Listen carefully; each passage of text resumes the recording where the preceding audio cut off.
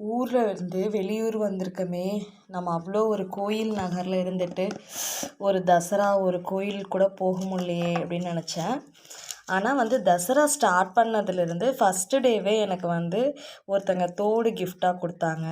நான் அப்போவே நினச்சேன், டெய்லி 3 நாள் துர்கா முடிஞ்சு இன்றைக்கி அம்பாள் முன்னாடி பாடிட்டு இருந்தேன்.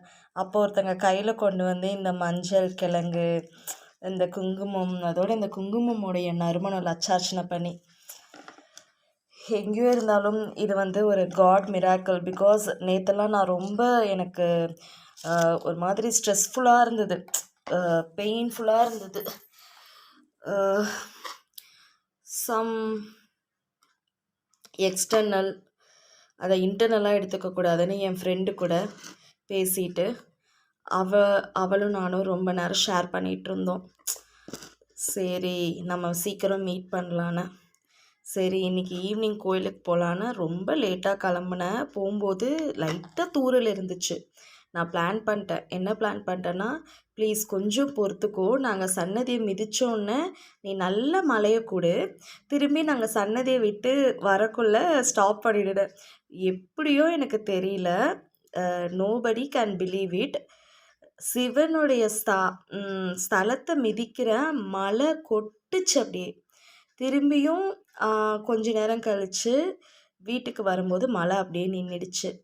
ஸோ நனையாமல் போயிட்டு நனையாமல் வந்தது ரொம்ப ஒண்டர்ஃபுல். ஏன்னா நம்ம ஏதோ ஒரு இடத்துல இருக்கோம், ஒர்க் பண்ணுறோம், ஒர்க்குக்காக சில நேரம் சில வழிகள் நமக்கு ஏற்பட தான் செய்யும். அதையும் தாண்டி இறைவனுடைய அனுக்கிரகம் ஒவ்வொரு நாளையும் நம்மளை வெற்றி நாளாக கொண்டாடிட்டு எடுத்துகிட்டு போக வேண்டியது தான்.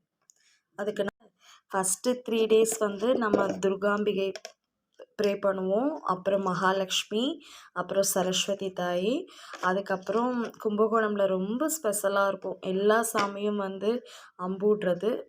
ஸோ டெஃபினெட்லி அந்த இதுவும் நமக்கு பிளெஸ்ஸிங்ஸ் கிடைக்கணும். தேங்க்யூ.